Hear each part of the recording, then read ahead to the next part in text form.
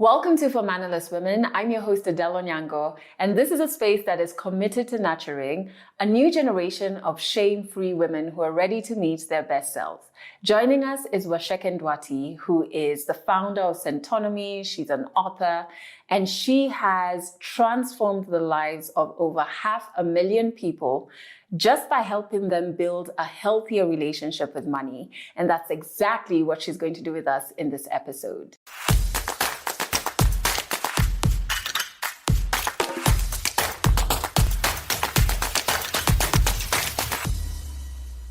It is such a full circle moment having you on this show, because I remember before Legally Clueless, when I had Team Adele Youth Movement, the first people to believe in my vision of wanting to empower young Africans in terms of finances was Centonomy. Do you remember you gave us scholarships? We did, I think, 3 cycles, if I'm not wrong. Yeah, you came, and then you also came and spoke at some of the events we were having. And I remember thinking, what a fantastic woman. Thank you. I was just like, she's going to be so powerful. She doesn't even know. Yes. What a fantastic woman. Yeah. But I'm also giving you flowers because you have never stopped. And you build structure around ensuring Africans have the knowledge around finances that can empower us, even be it in personal finances, but also business, right? And so there were so many young people. I remember one young person who got a scholarship, Brenda, and she started running her business, and that was my first time seeing when you give someone tools, things happen. It can actually happen, and putting them in a space where they're comfortable. But I think I love Centonomy is 16 years. Wow, a teenager. Imagine it's a teenager. Next year, 17. But we've done it for 16 years, and we still feel we've only scratched the surface.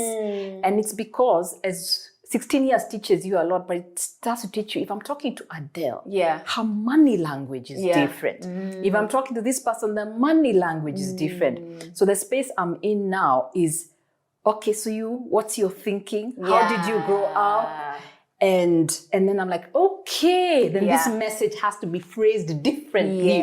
So money is one of those things. You can think I'm teaching people how to save on budgeting, but actually you're unshackling something. It's deeper.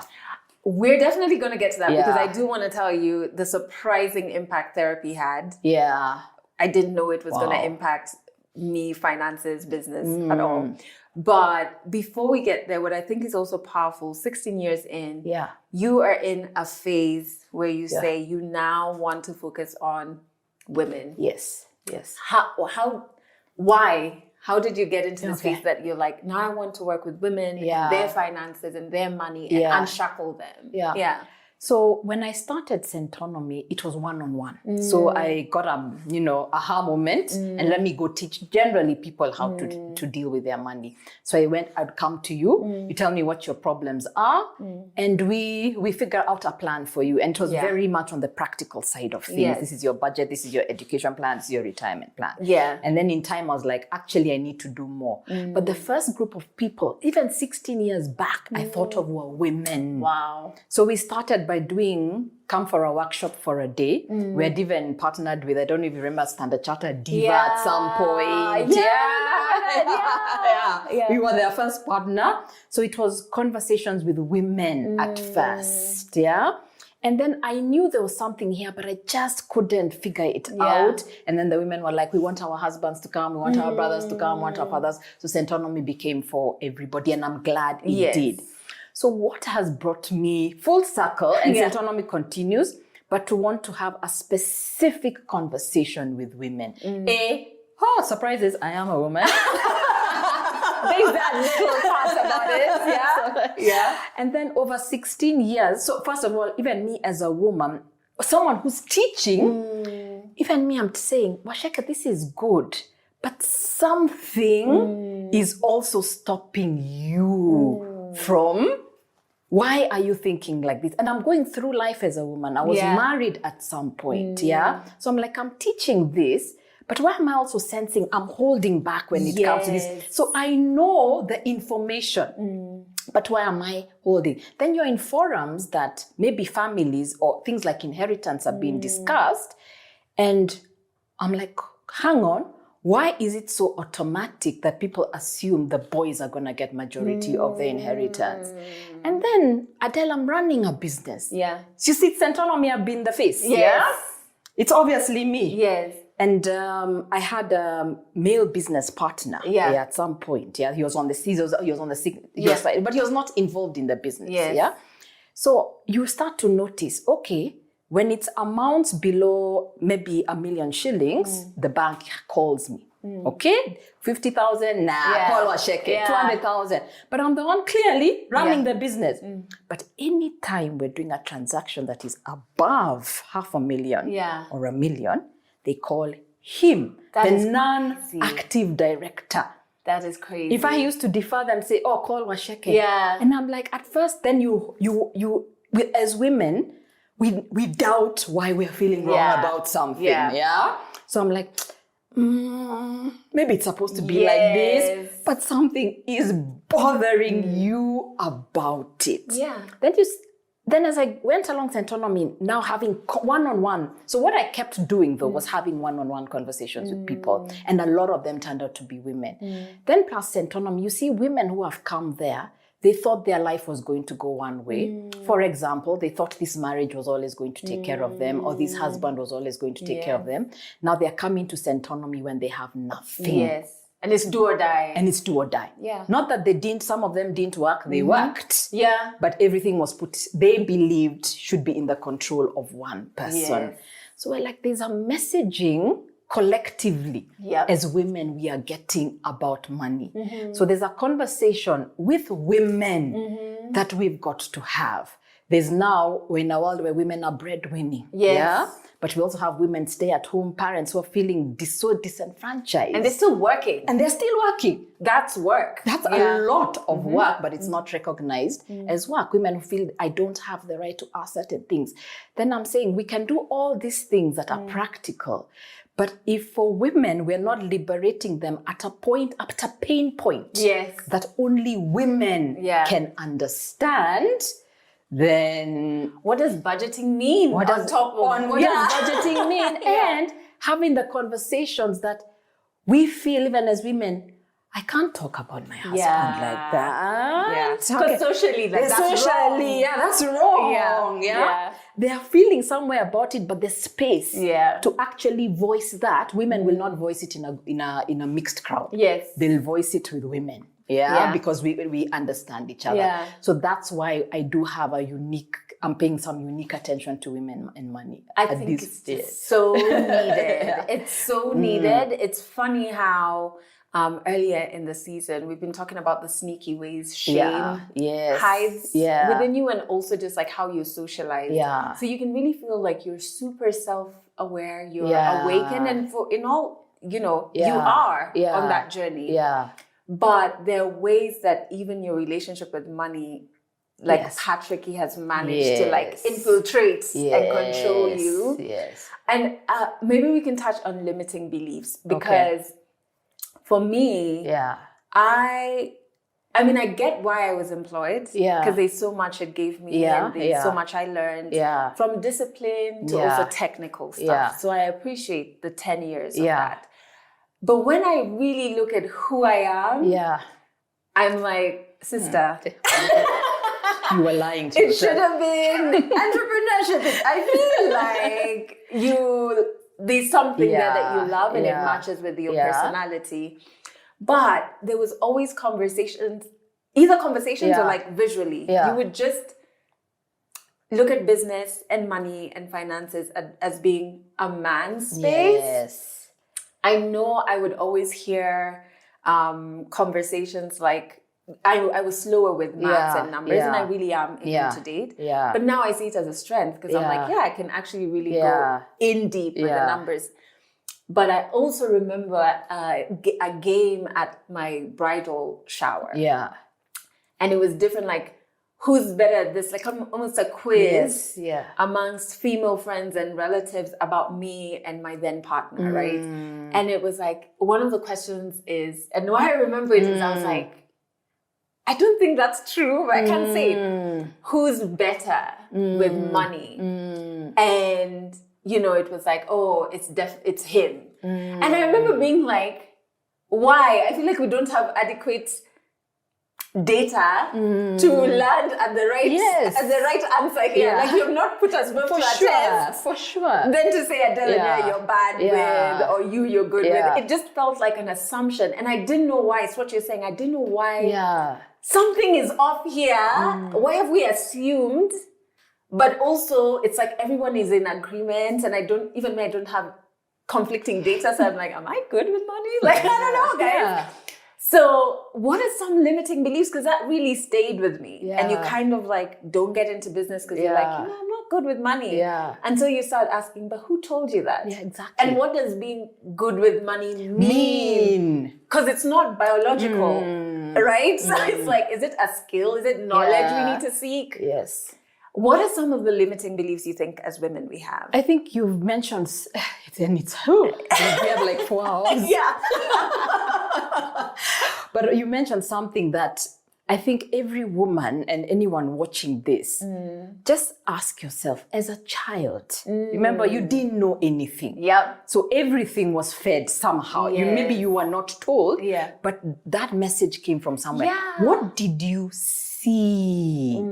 So men were applauded for what? You were providing. You did a good business deal. Your business is working. Men were applauded. What were women applauded for? Your home is running well.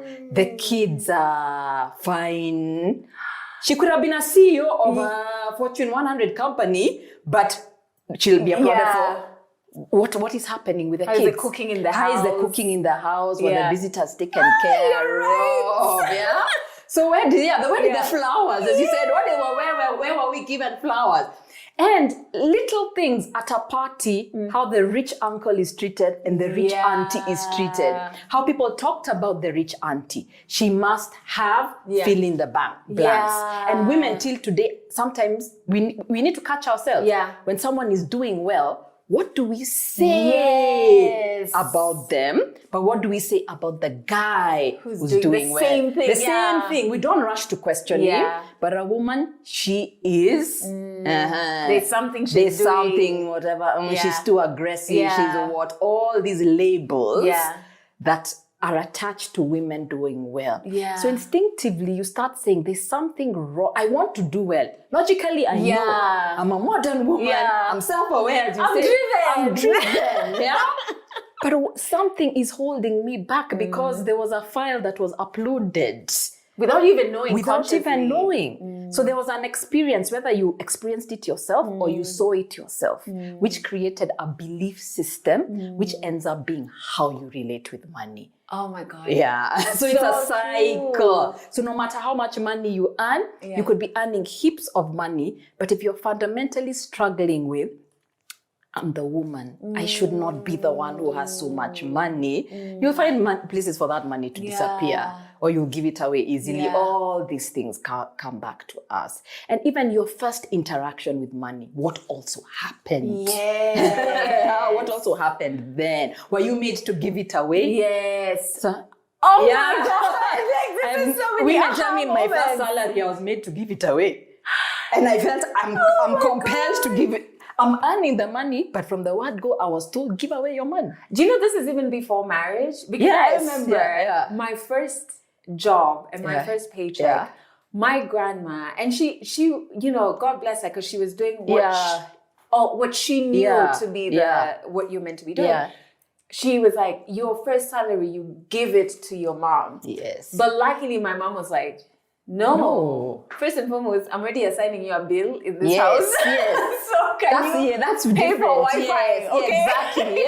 Don't give your money. I'm now happy. I'm not going to be paying for Wi-Fi. It's now your responsibility. But that's so that if I'm being taught that, by the time I get married, it's not so hard for me to then say, I'm giving money. The counseling I went for when we're getting married, the pastor was like, in his house, the wife gives him all the money, whatever, and then he decides how he's going to disperse. Of course, that time I told my husband that never going to happen. Please.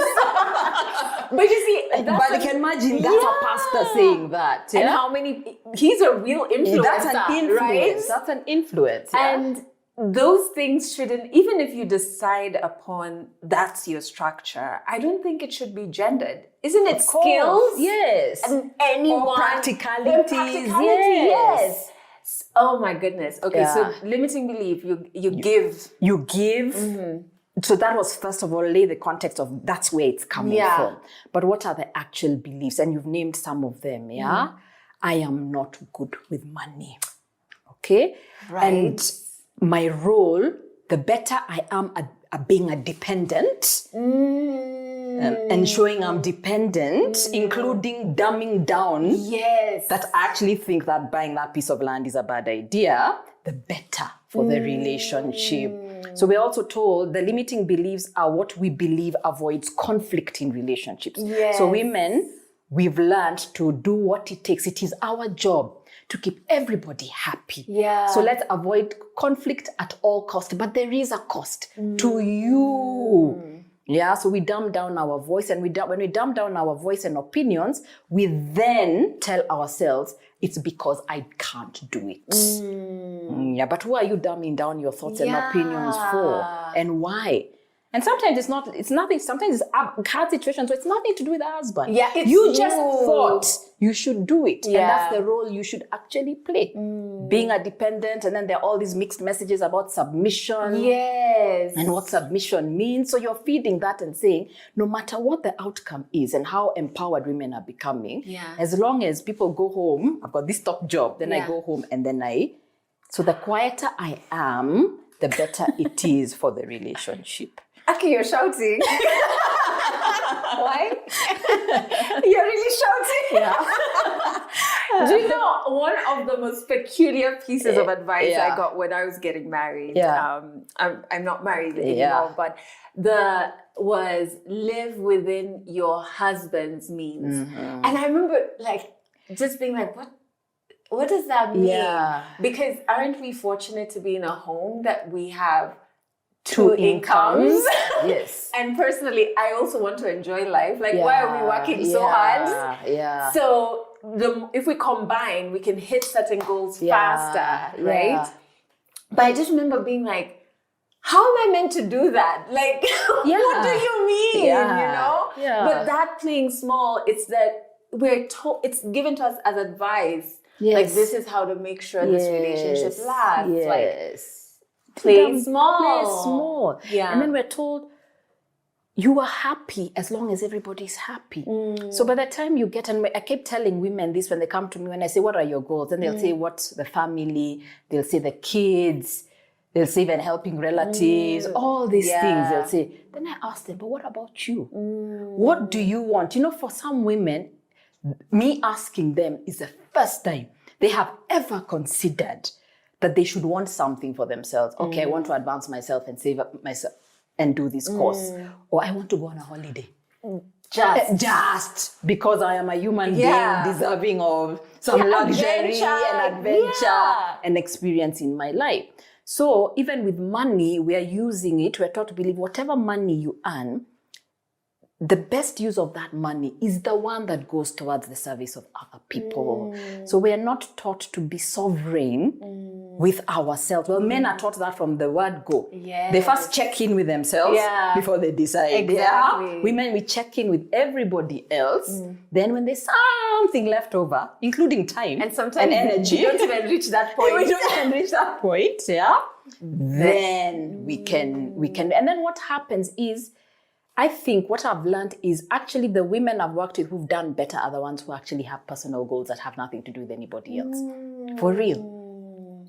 Yeah, because I think when you're actually doing something, you honestly, you can't lie to your whole system forever. Yeah. So there's an energy there now operating in there. Like, yes, I'm doing this other stuff that helps other people, but part of the 30% is also going here. So everything is growing. And I truly believe when women fill their cup, then they can do everything else from overflow. Exactly. And without resentment. Yes. Yeah. So we have, you should play small, even financially. Yeah. You're not good with money. Yeah. What are the things that women hear? if you're doing well, feel guilty about it. So carry shame for using the gifts, the talents that God has given you, and be ashamed about them. If you're earning a lot of money, hide it. I've worked with now I remember a woman who's like, she parks her car at a certain place before she shows up at her relatives or whatever, because she can't roll up in the actual car that she drives. And that she has worked hard. But she has worked hard to enjoy it.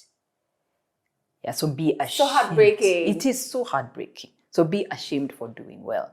Or because when people say you're doing well, you're too much. I don't know. I don't know if there's a woman alive who has not been told she's too much.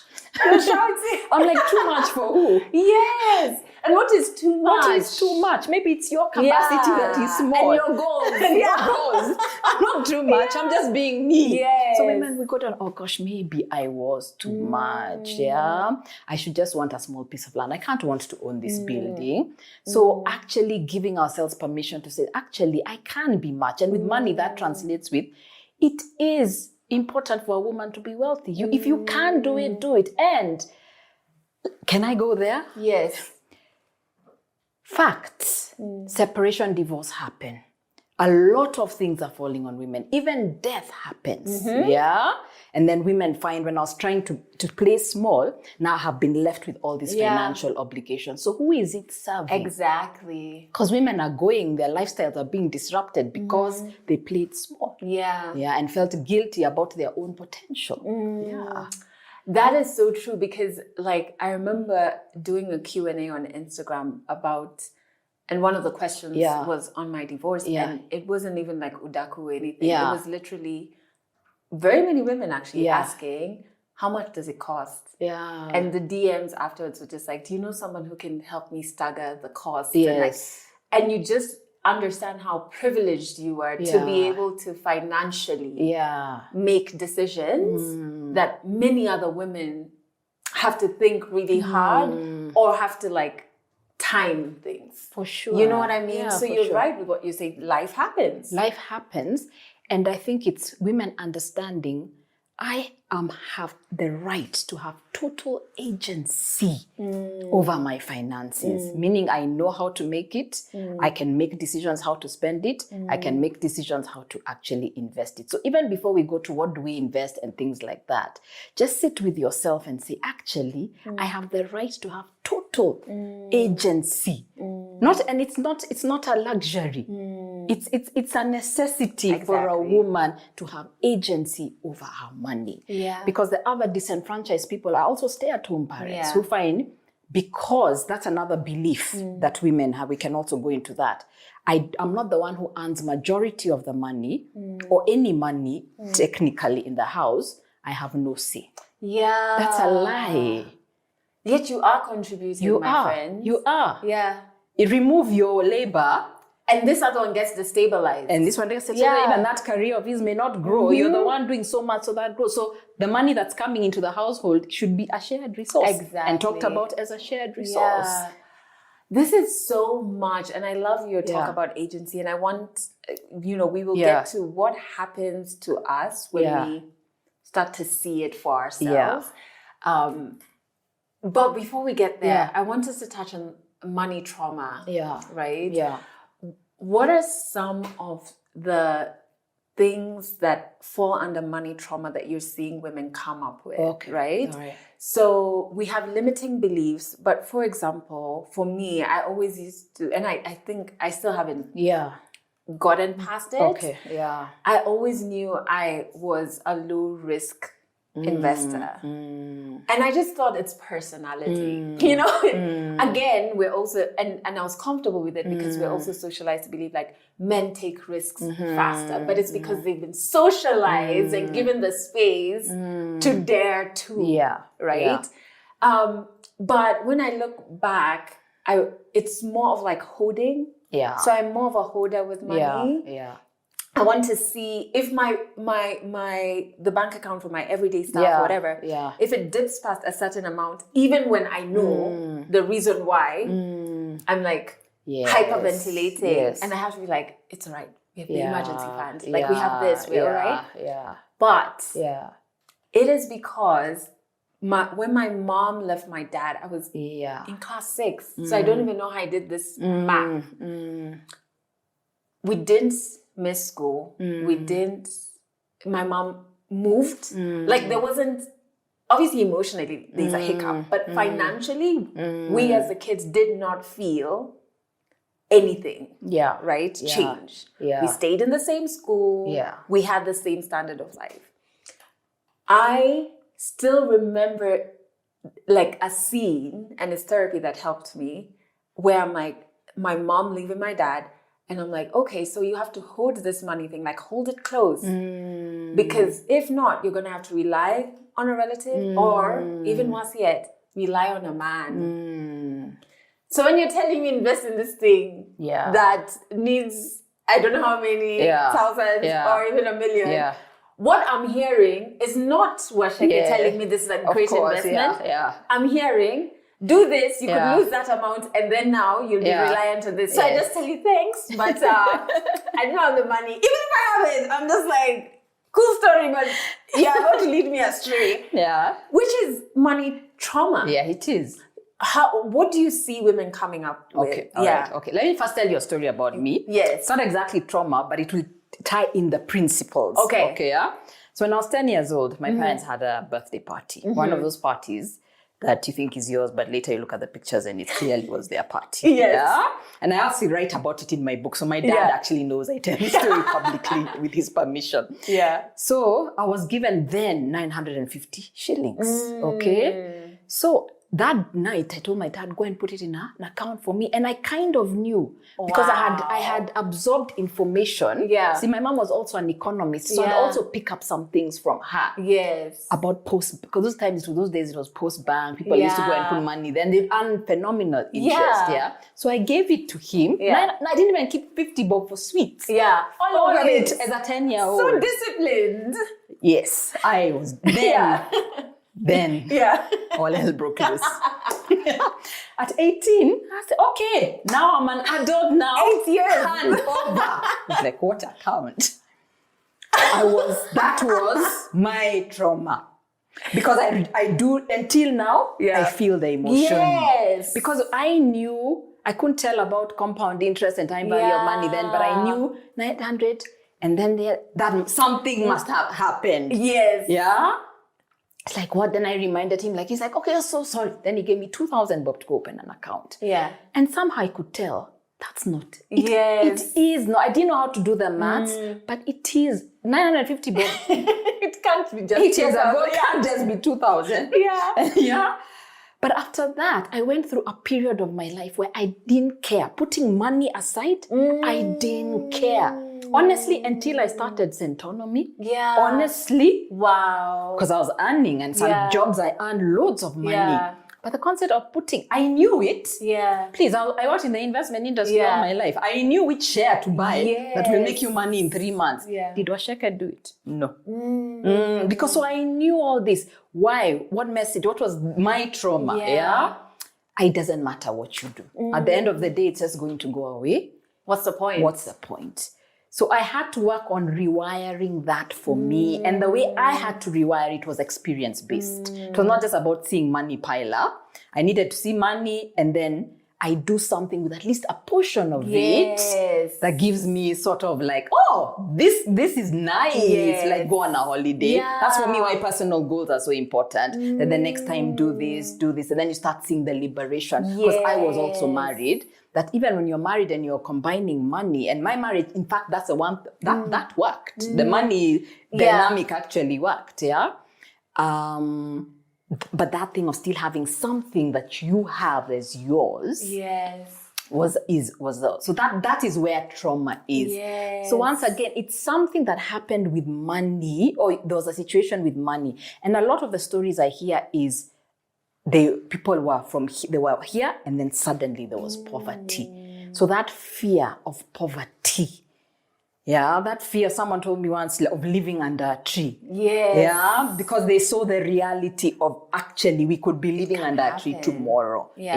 Makes them hoard money. And what's the solution to that? You have to see the cost of hoarding money, because hoarding money has a cost. You think you're keeping yourself safe, But by hoarding, you're seeing, because that's where somewhere you're seeing the balance. Yeah. You even check if you're even checking. Okay, yeah. It's still a scarcity mentality. So at the end of the day, you'll still end up in a scarcity situation because you didn't do the investments to actually grow. So you have to earn everything in your life in cash. In cash, to be able to actually do that. Yeah. A lot of people also say there's a story we've been using in our classes of conflict. Every time they saw their parents talk about money, it was an argument. All right. So now you're telling that woman, go and be open, communicate. Yeah.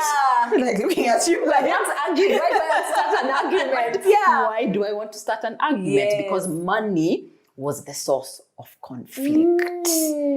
So that trauma is coming from somewhere. And then if we mix trauma with, there is financial abuse. Yes. Especially, we talk about physical abuse, emotional abuse, but there is financial abuse. And financial, I think, has now overtaken even physical abuse, right? In some of those stats. Yes, it has. Where money has been used to strip away your dignity. Yep. I have talked to women who they need money, even just saying something as simple as, I need to take the kids to school. I need fuel for the car. It's thrown on the floor. That's what some women have gone through. That's financial abuse. Money is being used as a tool to strip you of dignity. Yes. Others, money is being used as a form of control. Yeah. Adele, they are women, they're driving the Mercedes.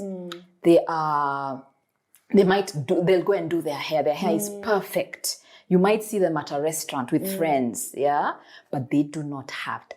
Tell them, give me 1,000 bob cash. Yeah. They can't. Yeah. Everything is controlled. Yeah. He will pay, or there's an account at that restaurant. Yeah. Meaning I also know where you are. Yeah. There's a fuel card or an account with that petrol station. Yeah. There's an account with the hairdresser. Yeah. There's an account at the supermarket. Yeah. So this woman looks like she's living a fantastic lifestyle, but she cannot give me, as in, give me, just give me a G. She can't. She cannot. I've heard a story where a woman, even the supermarket attendants know her. Yeah. Because the control and the abuse is so bad. When she goes grocery shopping, it's an abusive relationship. And so he's out doing his own thing. Yeah. At the till, she doesn't have the money. Yeah. And so he's the one to pay. Yeah. And he'll frustrate the process. So they wait a long time. And she's just standing at the till, waiting to get groceries for the home. Where there's kids. And I just was like, that is just so heartbreaking. Like, why would you want to do that to someone? So you're right. Yeah. Where the stories are so heartbreaking. Sanitary towels. Someone is like, why do you need them? Use tissue. A woman has told me she's been told use tissue. You see, this is not a guy who can understand the process, So you're right, things for the home. You're not even doing it for you. So it's stripping away your dignity, and then somebody is controlling your life. That's why when you got divorced, people are like, how do I do this? How? So they stay in very toxic relationships. Not because they want to, they don't have a choice financially. So I think for women, we've come to a point in time in life where it is not an option. Even today, if you're not working, what can make you 10,000 shillings? Start with that, Another belief we have is that only the big amounts will work. Oh no. I think that's one thing business has taught me. I really look at 100 bob differently. I'm like, kumbe, who knew that if I accumulate you can get to this much. A little goes a long way. The little goes. I started Centonomy because of a 300 bob calculation. Really? When I left employment, that's when I was like, I'm broke. You know how when you don't have money, how do you realize that 300 bob, the one I was using yesterday, I wish I could have it now. It would take me at least this far, lunch even. Lunch. Yes. Yeah. So I was like, what were I spending 300 bob a day on? Lunch. Yeah. And it was actually that, lunch. So, but there's food at home I could have carried from lunch, So I did the math, 300 times 39,000. I'm like, I'm spending 9,000 shillings without realizing. Then 9,000 times 12, 108,000 shillings. That's a holiday. That's a piece of land. That is school fees. That is car insurance. So don't ever think it's the big amounts, because a lot of women are holding back and saying, when I have 100 G's or 1 million shillings, what Waceke and Adelle are talking is all good. But no, start with the small amounts of money. And for those women who feel that I'm not equipped, I'm going to ask you, running that house, managing those children, running that business, whatever you're doing, maybe you find yourself, you're the one organizing events for your families, because we are always in this crisis management. Yeah, someone is sick, I don't know, in charge. You're here trying to. Yes, all that putting together that you've done is exactly the same skill money needs. Yes. And as long as you can add, multiply, subtract, and divide, you can understand money. And you don't have to understand everything. Yes. You just have to know what you want and what role money actually has to play for you. And maybe we could speak to even the confidence of asking the question, what does this mean? Yes. You know what I mean? Like, I think sometimes if someone says something about investing, etc., that goes over my head, sometimes there's like a shame about asking. Yes. And I think we need to just lean in and be confident and be curious. Yeah. No one knows everything. Yes. Yeah. So the thing, there's someone who's asking, what does that mean? So even you, it's okay to be like, what do you mean by money market funds? Yes. Like, explain to me, what does that do? Break it down. Exactly. There's no shame. And again, for me, I had that, but I realized it came from school because I was not the A student. Yeah.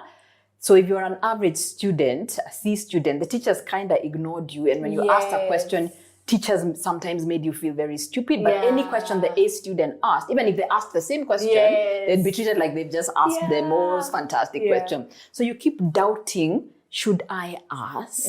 Or should I just pretend? Should I just nod? Yeah, but ask the question. And for sure, unfortunately, we walk into institutions where that subconscious bias is still there. They see a man and a woman walking together, they direct their attention to the man. Yes. Yeah. And I think women, we are at a point in time where we have to say, excuse me. Yeah. I'm in the room too. Who are you talking to? Who are you talking to? And why? We just have to challenge those notions and say, excuse me, I'm also here in the room. Who are you talking to? Yeah. Yeah. I just love this conversation because it's affirming so much. What do you see happen once women navigate the limiting beliefs, navigate the money trauma? So with women that you're coaching, what's when the lights come on? What impact happens? I think, I don't know when. I don't want to say anybody had a plan to this, or maybe there were dark forces around that. But I think women, and maybe society has been so afraid of the power women actually have. Yes. Me, I'm convinced. I'm convinced that they knew before us that these ones are powerful. We better watch out here. I was having a conversation with a woman just before I came here. And she was just telling me everything she has done today in one day.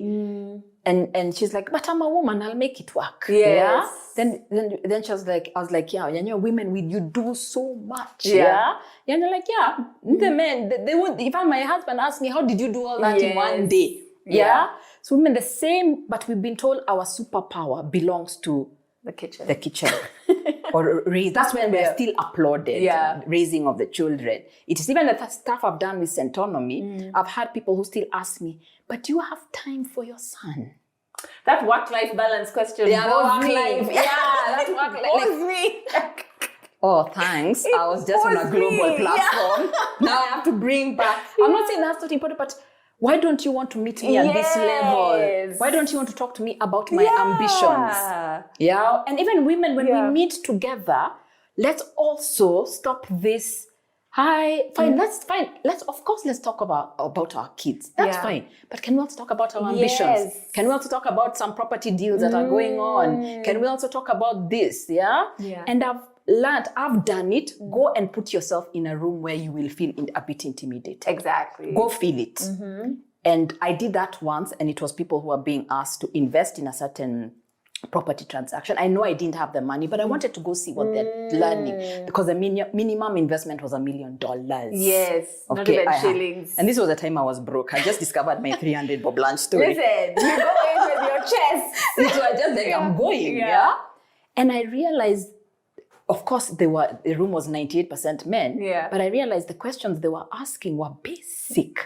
So just because other people have more money does not make them more intelligent than you. You probably are more intelligent. You've just not given yourself the permission and not the confidence to actually start working what you have. So I see women with that power, and they step in that power, a sense of liberation. And a sense of, I don't know if the right word is dignity, but finally getting to the point where I am worthy. I am deserving. Everything that is in front of me, if I decide I want to own this building, I may have 0 shillings, but it does not make me less deserving. So women, separate also your financial circumstances from who you are. We kind of mix our identity. Stop saying words like, I am broke. You're not broke. Maybe you have only 200 bob today. Just say, I have 200 bob today. I am broke is almost like you're calling on something. The words after I am are very important. So stop thinking that you have to play in this. Your financial circumstances are what they are today. Go learn how to deal with the financial circumstances. We also have to stop avoidance tendencies. I hope somewhere along the way, someone will come and sort things out for me. And I talk to a lot of young women as well. And truly that's the mindset behind sponsor. Or even just marriage in general. Or just marriage. Or a relationship. My financial plan is a man. Is a man. So someone will sort something out for me. While you're waiting for someone to sort something out for you, you're missing on what you could actually do. If you just take one step at a time. Yourself. One step at a time. You know, when I talk about like the lights coming on, I remember thinking about buying land. And I think when I was making the decision, I had a scarcity mentality and also a feeling of like, it's what you do. You know, like as Africans also, we're just like, it's what you do. And I was looking for deals. I'm like, hey, that's a good rate there. It's a good rate there. And like the more work, like I mentioned earlier, especially therapy, the more work I was doing on myself, the more I was questioning, what kind of life do you want to live? Where do you want to live? Where do you want to live? What house, like the structure, what does it look like? You know? And like allowing myself to dream, and then at the end of the dream to say, but hey, what's stopping this dream from being real? Like, what's the problem, right? And I still remember a morning when it hits me and I was driving and I'm just like, oh my God, why didn't I think that I could give myself this thing, and just feeling so empowered, and now slowing down even with the land, because now it's like, I'm doing this for me. So it's not enough for it to be a deal. It has to be like, is it where I said I want to live? That house I said I wanted to build. Does it look, can it be there? And I'm doing this sometimes. I'll see the piece of land and I don't have the money for it, but I'm not saying, hey, let's not look. Remove that filter from that one. Like those pieces. I'm like, no, keep it. Because who's to say I'm not gonna get there? You know what I mean? So for me, the lights going on, which is such, on the outside looking in, you would think is such a non-issue, but it's very emotional. Very. To wake up and say, wait, I can give myself the life I want, and I'm deserving of the life I want. So now how does this money get me to me what I want, right? And I think it's incredible when those lights go on. That's fun. That's fantastic. And I think many women are watching you as like, how can I be Adele? And you've touched on something that's so important. Money is a tool for the life you want, but it is not the life. And whether you earn 1 million, if money is all, you'll want 2 million, then you want 3 million, then you're like, where's this happiness?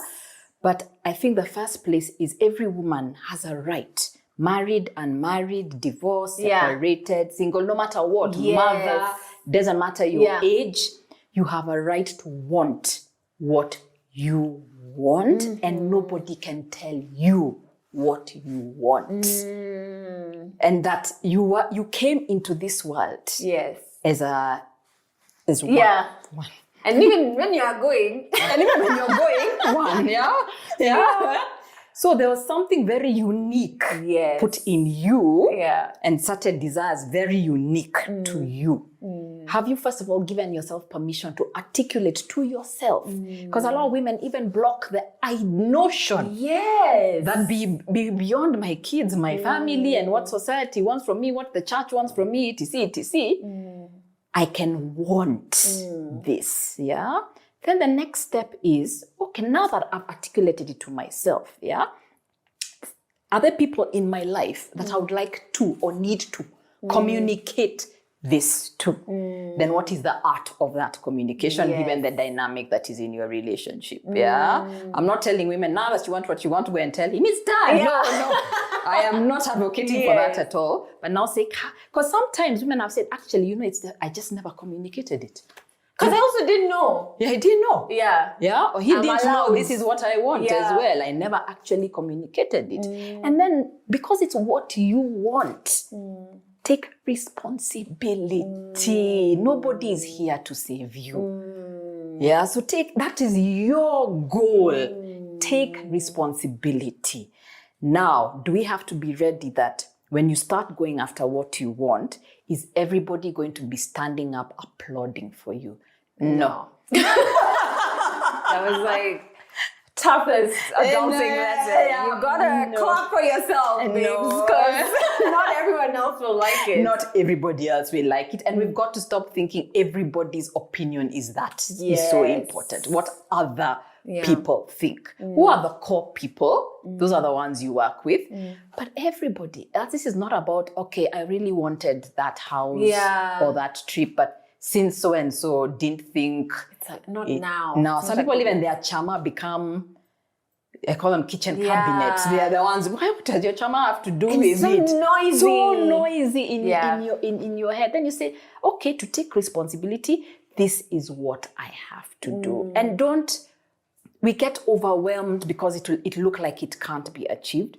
But I've learned over the last 16 years, a series of small steps is what counts. I was going to talk about that because with myself and like trying to change my money habits, I think at the beginning, I felt like it would need such huge changes for me.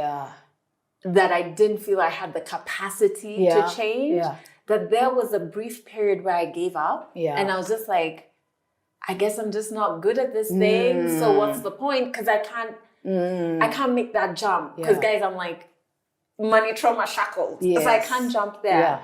And then the thing that changed things for me is the 52-week challenge. Because I needed to understand the value of saving small amounts and how they totaled up, and the value or the discipline of consistently saving, right? Because I used to think if it's not a big amount you put it aside, you're not doing anything that matters.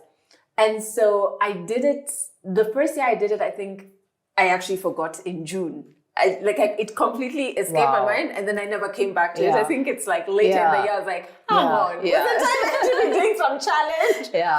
And then the next year, I did it to completion, and the one I was doing is like 300 bob one. So at the end of the year, you've saved like maybe 400 and something thousand.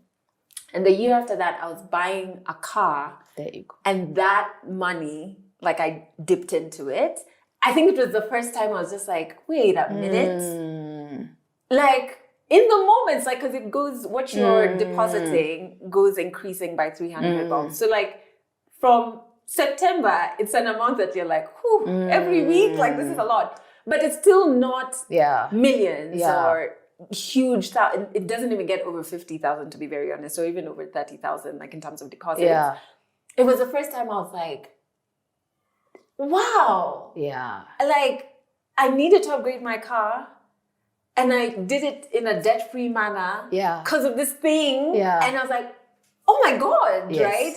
So sometimes, could you speak to that? Yeah. Sometimes we think it has to be a big thing that maybe we don't have the capacity, even emotional capacity, to make that change, right?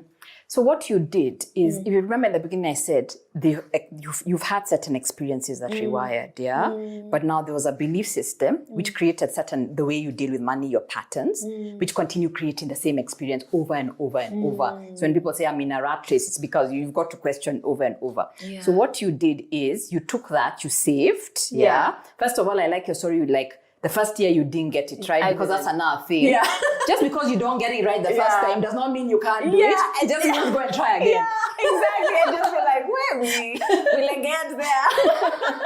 So you didn't get it right the first time, but then you went. But what I liked about it, first it's a small amount. Yes. But then you then gave yourself a different experience, because at the end of the day, it's only an experience that's going to rewire the system, not just learning. Not just doing and accumulating. That's what I was telling you, sometimes hoarding has a cost. Yeah. It's not creating a new experience. Yes. But the fact that you did it and then bought a car, then your system is, okay, I can use the same principle for land, I can use the same principle for this, etc. So you have to create an experience. And money at the end of the day is there to be spent. Whether you're spending on school fees or lunch or whatever. Say it again. Money is there to be spent. Yes. Even if you're living in, it's my kids' inheritance. It's fine. It's going to be spent. Money will ultimately be spent. Yeah. So you're spending it in a way that gives you a new experience. And that way people stop feeling, because a lot of women also feel when we're talking about money, you're telling me not to enjoy life. Yeah. No, you're restricting me. Restricting me. Budget is restricting me. Yes. No, budget is just about telling your money where to go.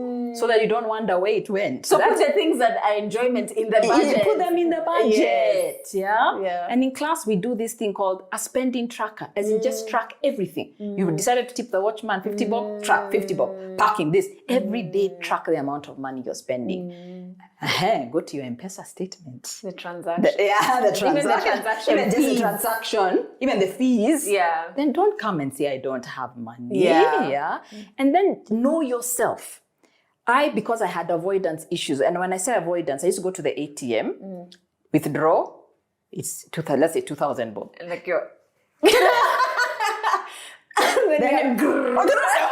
don't even know why you've given me, what hasn't gone through, it's okay, I don't care, that's a problem for tomorrow. Yeah? I know that. So we're avoiding, and a lot of women, I realized, we actually, sometimes we're just winging it. We don't want to look.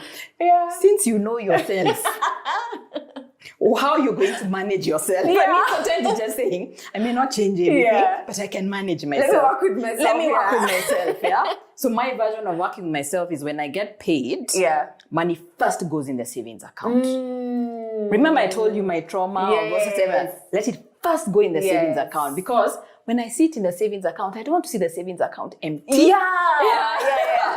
So I'll now say, and then I will remove now the money I need for my bills and everything. But it has made sure consistently money stays in the savings account. Yeah. Because when you see a healthy savings account balance, you don't want to deplete it. Yes. So then you become, okay, this is for food, this is for fuel, this is for entertainment, etc. Then that's the money that now goes in my transactional account. So that was my system. Because I know myself, if it lands in my transactions account, transactions will be done. We're out. Transactions will be done. Because money is to be spent. Money is to be spent. Yeah. And I'll just say this for people who are, and a lot of women who are watching, are in a marriage or a relationship. It is, just understand this is what you're facing. Two people who grew up seeing completely different things about money are trying to form a singular money relationship, mostly without communication. I was going to say, how do you do that without... mostly without. People are like, how could he? She's like, how could she? I'm like, how could you not? And you needed to be in my household to see how I grew up, to understand why I did what I did. I needed to be in your household. So let's not judge each other so harshly and say, actually, this is what how you grew up is how I grew up. How do we make that speak the same language? And even when I was married, this is what used to work. Have that. Even the first one is going to be awkward. The next one, less awkward, etc. But then it's about coming to what are our common goals. This is the formula I've seen work. Yeah. We have something that's driving us that we work common. Yeah. But we allow each other to do you and me, I do me. The communication is very important, and you have to sit with the discomfort. And this comes from me, who's not comfortable with that at all. Yeah. So I'm not an expert. Like, guys, it's still very hectic for me. Because I remember being in a relationship and like very early on, like we knew it was going to be a serious relationship. But the guy just volunteered how much he earns. Yeah. And there was just a silence because I was like, well, good for you. Yeah. Guess who's not telling you? You know, there was just a like, anyway, did you see the news? Woo, our president. I'm just like, if you think I'm going, and even I don't want to know. You know, I'm just like, take it back, take it back, take it. Yeah. You know, I'm just like understanding that discomfort is part of it. Yeah, yeah. And figuring out where it's coming from and then communicating. And not coming from a place of judgment. Yeah. Everybody's trying to navigate this. Everybody has. And then when things change also, what is it? And it is an uncomfortable conversation. I remember when we started, it was so uncomfortable. But it gets easier every time. And it's just about ultimately, what's ours? What's yours? What's mine? And this thing is a tool. And it's a tool. What bills are yours? What bills are ours? What bills are mine? What investments are yours? What investments are ours? And ours means it's reflected in two names. Yeah. There's no, I'm investing for us. Yeah, no. And then it's in one name. No, ours. But you can also do this. So I think I've seen what works is we're doing something together, but there's also some independence as well. Even just for your emotional hygiene and like fuel and for you to feel motivated. And and to be your human being. There's a couple I once worked with, like everything was shared. As in, if she goes out and does a Java coffee, because everything is a joint account, she gets information. She buys, I was like, okay, there's something like too much information. Because also, okay, I don't know if you're going to reprimand me for this, but I don't like who I'm dating to know how much I'm spending on my nails, when I had hair. Like, just that's why I think there's a level of that's why what's yours, what's mine, what's ours. TMI. It's too much, but I know I'm paying too much. It's okay with it. And that's your right to be, because no one's gonna be perfect. Then like there's some stupid things I also want to do. And even when I'm participating, I know it's dumb. Yeah. But I'm enjoying. And it was budgeted. It's an enjoyment, the liner, right? So I really love that. But to just spread your point to the women listening, it's that every woman has a right to have that money where she may do things nobody will ever understand. I scuba dive. I did not. It was never going to be. Let's all stand up and applaud scuba diving. It was something I decided to do. So I had to fund it and figure out. So you deserve to say there's some things that are going to come in life. Mine. That are mine. And even with money, it's not about saying, I'm going to be frugal to the bone with everything. No. This is important to me for reasons only I know. Yeah, and I'm the only one who needs to understand it. And I'm the only who needs to understand it. But this is what I'm going to plan for it. This is just so inspiring. There are two things I want us to touch on. And the first one, you touched on it earlier, but maybe we can expand it a bit more because I navigated it earlier this year. Yeah. In terms of your financial situation not being your identity. Yeah. Right? Yeah. This year, business was a bit tough. Yeah. For, I think, end of quarter one into quarter two. Yeah. For matters, like my rational brain knew there were things beyond my control. Yeah. We had a guy in the States wake up and make changes that affected the entire world. People lost jobs, etc. Yeah, for sure. And that meant spending budgets were, you know, like shrunk. Locally, we were going through our own thing, right? So even in the lead up to June, which is a new tense month for us as Kenyans, advertising spending is pulled. And then even our own in-house products, people don't want to spend too much. Yeah. And then the economic environment was different. Yeah. So while you're selling a product or a service, you have to be aware of that the purchasing power your community had last year is not the same one they have this year. And you're like trying to feel through it. And I remember it taking so much time because I'd never experienced it like that, to be like, okay, Adelle, this doesn't mean you're a failure. Like, this doesn't mean quit. This doesn't. Remember when you signed up for this business thing? Guess what? This is part of the. It comes with it, right? Are there tips, or if you could speak to someone who's going through that? Because I think it was so powerful for me to separate the two. Yeah. All right. Again, I'll tell you a story and then come back to that. I like stories. So when I was starting Centonomy, so my first business had failed. Okay. Then even the second business, because I opted out of that business with some other partners. But yet, I have the idea for Centonomy. So that's when I'm facing my 300 bob moments as well. But I have this, so I am broke. And I didn't say don't use that word, but that's literally the situation.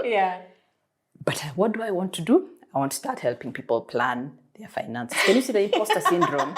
That must have been. I love the audacity though. Yeah, exactly. Even me, I was like, God, did you knock on the wrong door? That's a great amount of audacity. Yeah.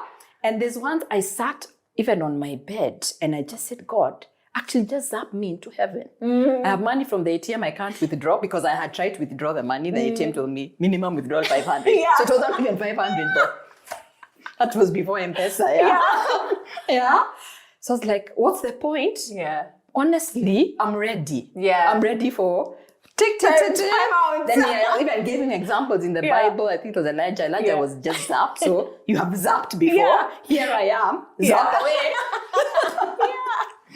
And then that's when I just said it, but you are mentally able. You are mentally able. And that thought just kept disturbing me. You are that's why I ended up going for that $1 million investment thing. Because mentally higher, my brain, nothing has happened. My brain is not fried. I can absorb, I can learn. And I ended up meeting someone who gave me a training job, by the way. So I think that was then, can you imagine, in that situation, I have started a business to help people with money. So it was for me the point I realized my financial circumstances and my identity are two different things. Who I am and what you are going through, whether it's money, whether it's a relationship issue, whether it's conflict of some sort, whether it's a bad boss, that is not you. And like what you're saying, I think women especially, men don't really blame themselves that quickly. That's what I've noticed about men. Even when it's glaring, it was their fault. But women, even it's not our fault. That the NGOs left, whatever, the funding dried up for USAID and all that. It's not your fault. So we accept things that it is just what it is, and we have no control about a lot of things. But we actually, as women, we take responsibility for things that are outside of our control. But along the way, I've kept asking myself, and I did this exercise once. First, it was through a program, but I keep doing it. Please go ask. This is something practical. 3 people you trust. What do you like about me? Okay, and let's go beyond. I'm a good mother. What have you seen about me? As I gave my mom, I gave my work colleague, and I gave a friend of mine the same. And they told me, Waceke, all of them told me, your ability to think and reflect before making decisions. I called it procrastination. All the time I was like, Waceke, you're a procrastinator. Today is the day you're gonna go do it. So I do it for 3 days and then I crash and burn, wondering, that's not my nature. You're right. I actually think and reflect before making decisions. So how has that played out? Even when I came up with the Centonomy program, it is a program that has run 16 years with tweaks, but fundamentally, it has lasted 16 years because I sat and thought through what people need before I came up with a program. So sometimes it looks like my ideas are taking long, but I'm just one of those people who have to percolate. So everyone, just go and ask 3 people. If you can't see yourself clearly, and then that's your identity. Then you're like, okay, so how do I use that in my current situation? How do I use, because you're trying to do things like everybody else. How do I use that skill of communication in my current situation? In the book, I write somebody who realized in Centonomy they have a communication skill. A couple of months later, they had made 10 million bob by going and flogging that communication skill. So women were sitting with a lot of what I like to call non-financial assets. They just come in intrinsically with us because the world has only talked about certain assets, which are usually resident in men. But ours, our intuition, our emotional intelligence, our ability to see things 10 steps forward. The same one you used to tell your child, stop it, because you can see that. You're going to fall. You're going to fall. You can see they're going to fall. But then that's visionary skills. Where else could you use it? I've worked with stay-at-home women who thought I have nothing to offer. I was like, when you're running your home, what skills? You come up analytical, listener. They go and get a job that they never thought they would be able to get. So define yourself by what you know you can do, not what you have or the circumstance that is in front of you. And wealth creation is after your identity. It follows identity. It follows who do you think you are. Money will follow the energy. I really love that. Because after I got out of that season this year, I was like, that was the lesson. And I'd never had to confront that lesson in all my life. And I was like, oh, thank God. I needed to learn that because there were parts of me that were being defined by how much money I had, you know? And there were decisions I was making or not making because of that, right? And so afterwards I was like, well, I can actually see the gift here. Like that was a wake-up call that I needed. So thank you. You know? The other last thing I want us to look at, there sometimes with women how we're socialized to believe that our value decreases with age. You can give up on yourself even in terms of changing your financial habits because you're like, I'm such and such age. It's a wrap for me. There's no point. Can we talk about it never being too late to change your money habits and to start having like a more healthy financial hygiene? You know what I mean? All right. I wish I could stand up. I wish I could. I think even me personally, I am just really evaluating that narrative and whose narrative was it and who does it serve? Definitely not women. So when I think about as women age, getting to middle age and beyond, what is actually happening with women despite what society has decided to label you, you're aging, you're getting less valuable because the value was how many children can I produce? So if I stop being able to produce children or approaching the ages where production of children will cease, suddenly I'm not. But what is actually happening? You have holistic experience, even if you have 0 shillings, you have holistic experience, you possibly have networks. And then what is happening in a woman's time, let's say she had kids, they're possibly older, so their commitment on you is actually not there. So for me, what I'm realizing, that is a superpower period for women. You also find women, for some reason, they're like, I'm thinking faster. I'm more assertive. I know who I am. I know what I want. I know where I can fit in. I know where I don't fit in. Then you're being told that's a time to dumb down. Actually, for me, I feel, Adele, I'm just starting. I actually feel nobody can convince me to be 28 years again. Nobody. I don't care what you did. You cannot convince me to be 28 Even though they say that's where the value is. That's apparently where my value I will not go back to my 20s. No, my 20s. Like yours, even my business, I'm reinventing the business. But I could not have seen what I'm seeing now when I was 28. So you women, you have so much now. You have possibly more energy, but used in different ways. You're probably going to be faster. This is your superpower, period. And I've been reading that some companies are realizing the value of women who are middle-aged for certain roles. Certain leadership roles are just fitted to women. And the world is generally in a point where, especially with AI coming and everything, emotional intelligence is a currency. Women, we just have it oozing out of us. So not only is it never too late, this is the right time. You're sitting there, you're in your 40s, you're in your 50s. This is the right times, or late 30s and fearing approaching 40. This is the right time in your life. You know, in season 1, we had the first friend I made when I moved to Limuru. Yeah. Her name is Mary. Yeah. And Mary's in her 60s. Yes. And that she came back. She was living in the States for a long time. She's Kenyan. Living in the States, came back in her 60s. Yeah. Started farming. Yeah. Learned how to farm on YouTube. Yeah. Well, everything I know about farming, you learned from her. I learned from Mary. Opened up her shop. Yeah. Selling vegetables. It has grown. Now she's growing like avocado in mass. Wow. Bananas in mass. Yeah. In her 60s. Wow. The way we're socialized to think about aging as women, about like slow down. Yeah. All of these things. Yeah. No. No. If there's something you want to do, it's never too late. And I like Mary's story because like also go and assess what do you have? Yeah. You have land in shags, etc. Exactly where she started. Yeah. We are socialized to think success looks one way. Yes. Yeah. So we have to start learning, define your own version of success. And then go for it. Yeah. This is when it's at this age I'm realizing the power. Yes, I've done Centonomy, but Waceke in her own right and her own voice has power. So I'm starting podcasts. I'm seeing, I've done one book, but I'm like, well, there should be 10 others coming soon. Yeah. So I think it is such a good time in a woman's life. Yeah.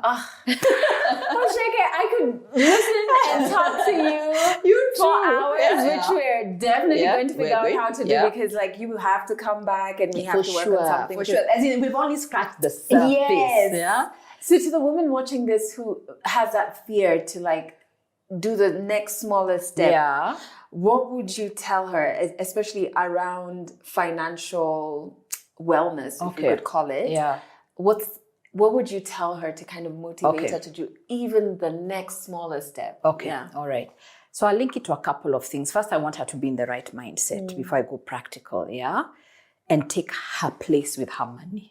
So it's like you're going back home and you're telling somebody in your house, listen, I know I've been playing ball. You've been running around this house amok. I just wanted to let you know who's boss. That's your the money. So you're going back to tell your money that. Behave. So go and actually assess money. Because money it's a relationship. It's a love or hate language you have with money. So can you turn your hate language into a love language? Think about this. If you have somebody in your house and all you're ever telling them is, I'm not good enough for you. You're broke. I want more of you. I don't want to see you, like avoidance. Avoidance, just say when you're avoiding money, what are you telling money? I don't want to see you. What relationship would work if every day you went to me and said, I don't want to see you? Yes. It would be like sour. Okay. Then if I'm not showing up, So just imagine if money was a person in your house. What does that relationship actually look like? Oh, I love that. Yeah. So that's first of all, you have to first of all, take your place that you are the boss. You are the CEO of your money. Yeah. So address what that relationship looks like and what you have to do to that relationship. But where does she start? Where are you today? Let's stop running away from ourselves. Face the woman in the mirror. And with her money, where I am today is I have debt to my years. It's okay. You have debt.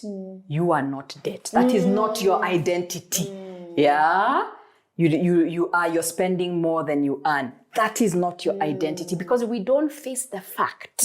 So what is in front of you? And very simply, what are you earning? If you're earning, what are you spending? Yeah. And what are the gaps? So the first place is, if you're not sure, take the next month, track all your expenses and understand what it is you're actually spending. Yeah. If you have assets, what are they? Yeah. Anything, a savings account, land, if you have.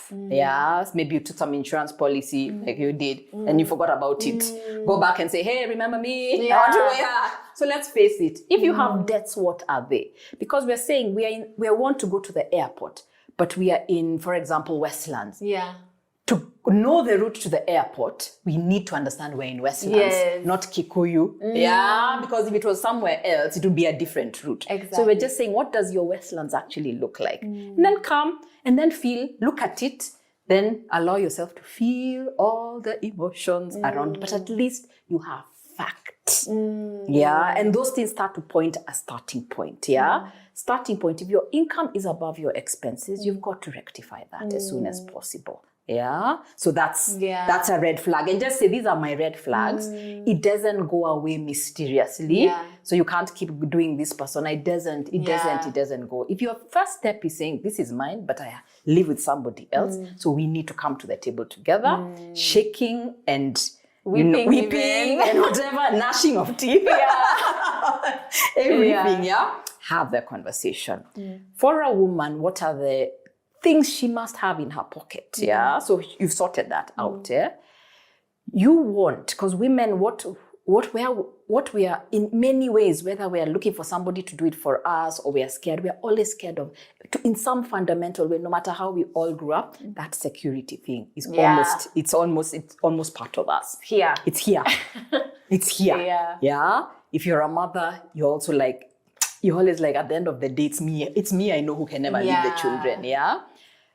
First thing, even before you have fancy goals in your life, do I have 3 months of expenses that if something happened, it gives me breathing space for 3 months? Because where I've seen women thoroughly disrupted is when something happens today and they don't know how rent is being paid. We get into a phase where we can't think. Now we're operating on too much stress. We can't think, So 3 months. So if your lifestyle costs you 100,000 shillings, do you have 300,000 shillings parked somewhere safe? Safe. So we're talking money market fund savings account. Waiting.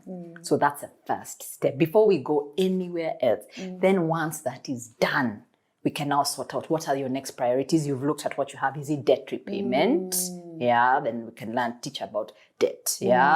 Is it now, okay, I want to invest for school fees, I want to invest for retirement, I want a holiday fund, then we can work with goals. But I've found when that level, basic security is there, women think. Yes. They just need to know for 3 months, the landlord is sorted out. Then they think, because what I have seen women do so easily, almost easily, is I also run a class called Centonomy Gold for it's mid 45 and above.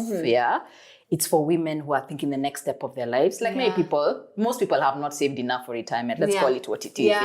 But women are just, once they learn their skills, you mean I can be a landscaper? They reinvent so quickly because we are less attached to the title that we used to have. They want what this thing is going to afford me. It's a tool to this type of life. Yes, exactly. So we're not fast of what I was the marketing director or what. Actually, we move on quite fast. I know a woman who's now a Zumba teacher after being some top corporate, and she's happy and she's making enough for herself. So that's for me. That's the starting point. I really love that because you've really spoken to what tangible steps. But before then. Where do we need to be emotionally? And that thing about going home and having that conversation with money and just calling it to the come. And being like, so now, please, can we respect each other? It's really the first step. I find that a lot of money educators and conversations, they jump to, these are the investments, this is the interest on this, and you're talking to someone who's just like, I can't see that right now yet because I'm dealing with so much emotional work. Waceke, thank you so much. This has been so much fun. This so much. I said, I know we could go on for 4 hours. So we're definitely going to make sure we figure out how to do this a bit more long term. But thank you for the work that you're doing. Thank you. And even being so vulnerable and sharing your personal stories so somebody can even touch and be like, yes, look where she is now. Yes, yeah. And I'm where she was in her story, so I can get there, right? Yeah, and I just want to say, women, we are never one thing. I think there are so many things, and Adelle, you must have noticed, I started Centonomy one-on-one, then it's a school, I started teaching, then I wrote a book, then I'm doing a podcast. Then, we've got such a range of gifts that I have no doubt that any woman can figure herself out. And if people want to do a health check, we have something on our website. They can even do a personal finance health check to just guide them where they can to just start guiding them where they are, and this is my starting point. Oh my God. Thank you for sharing that and for coming on the show. It's been incredible having you, Waceke. Thank you. And for you who's watching, I hope there's so much that you have learned and taken from this episode. To connect with Waceke or to use the tool that she's spoken about, check out the description. There's links to that. There's links to finding out more about Centonomy, more about Waceke's books. Yes. And so much more. But do remember that if you resonated with this episode, please share it with the women in your life, mannerless or not. They could benefit from learning everything Waceke has shared. And subscribe so that you officially are part of the For Mannerless Women family and you don't miss any of our episodes.